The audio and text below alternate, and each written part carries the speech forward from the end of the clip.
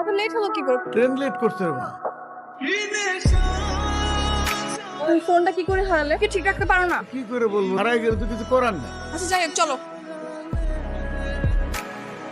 আজব তো, সামনে একটা ধন্যবাদটুকু দিয়ে গেল না। মা কেমন আছো? আমি ভালোই আছি। একটু ভালো নয়। তুই যে 5 দিন বাসায় ছিলি না, 5 দিনের একদিনও সে ঠিকমতো ওষুধ খায়নি নিয়ম কানুনের। মা এসব কথা আর কতবার শুনতে হবে বলো? তোমাকে কি সুস্থ হতে হবে না বলো? তুমি কি ডাক্তারের কথা শুনবে না? আমার এত এত ওষুধ খেতে আর ভালো লাগে না। এই বিছানায় শুয়ে থাকতে আর কত ভালো লাগে বল। আমি গ্রাজুয়েশনটা কমপ্লিট করি, তারপর একটা ভালো জব নেই, দেন ম্যাডাম এখন আমার বউয়ের সাথে দিন রাত 24টা ঘন্টা তুমি করো। আমি তিথি, ওই যে ট্রেনে করে আপনার পাশে বসে আমার বাবা ঢাকায় আসছে খুলনা থেকে, চিনতে পেরেছেন? না চেনার তো কোনো কারণ নেই। এই নাম্বারে আপনি মোট 17 বার কল করে খুব ভালোভাবে চিনতে পারেন। ও বাবা, আপনি কি কাউন্ট করে রেখেছেন? Silly me. আচ্ছা বাদ দিন, আপনারা ঠিক মতো বাসায় পৌঁছে? হ্যাঁ, একটু আগেই আসলাম। আসলে সরি, আপনার সঙ্গে না তখন কথা বলা হয়নি, একটু ধন্যবাদও দেওয়া হয়। অন্য টেনশনে ছিলাম তো। না না, it's okay, I don't mind. আর এমনিতেও সুন্দরী মেয়েদের ভুল হলে সেটা মনে রাখতে হবে। বললেন? কিছু না, এমনি। হাই হাই, দোস্ত ওই মেয়েটা তোকে ডাকতেছে, মনে হয় কিছু বলবে। কেমন আছেন? ওই যে কালকে স্টেশনে, মনে আছে? মনে আছে, মনে থাকবে না কেন? আপনি এখানে বাসা কি এদিকটাতে? হ্যাঁ, ওই যে 12 নম্বরে আমার বান্ধবীর বাসা। গ্রেট। তোরা দুজন কথা বল, আমি তেলে যাই। তো বান্ধবীর বাসা এখানে কোনো পারপাসে? হ্যাঁ, একটু কাজে আসছিলাম। তো দেখুন না, এখন কোনো রিক্সাই পাচ্ছি না। এদিকটাতে রিক্সা পাওয়াটা একটু টাফ। সমস্যা নেই, আমরা একটু দূর হাঁটলেই হয়তো রিক্সা পেয়ে যেত।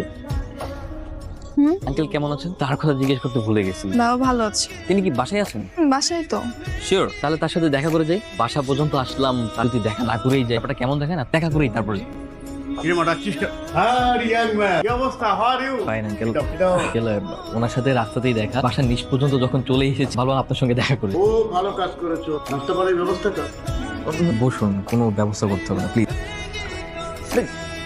শিট, আর কিছু হয় না, আপনি ছাড়ুন। কিছু হয় নাই মানে? তো দেখছেন কি হয়েছে? একটু পরে এই জায়গাটা পুরো ফুলে যাবে, সাইজ সাইজ ফুলে যাবে। কিছু হয়নি, তুমি চিন্তা করো না। না বাবা, আপনি বুঝতে পারবেন না যে আমি মালিশ করে দিচ্ছি। আমি মেডিকেল স্টুডেন্ট, ব্যথা কতটুকু লেগেছে আমি অনুভব করতে পারছি। ছাড়ুন। বসুন আপনি।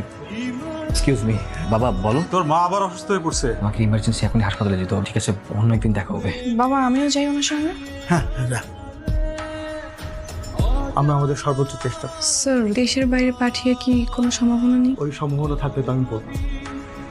মাকে হয়তো সত্যি সত্যি এবার বাঁচানো যাবে না।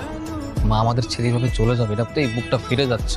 ধৈর্য ধরুন স্যার, আমাকে ডেকে নিয়ে তাই বললো। আমার মাটাও চলে গেছে, ভাবলে খুব কষ্ট হয়। আমরা শুরু তো বুঝতেই পারি, কিন্তু বুঝতে পারলে হয়তো কিছুটা করতে পারতাম। আন্টি কতদিন ধরে অসুস্থ? অনেকদিন ধরে আমাদেরকে কোনো কিছু বলেও নাই, সবকিছু সবসময় চেপে রাখতো। সমস্যা নেই, টেনশন করবেন না।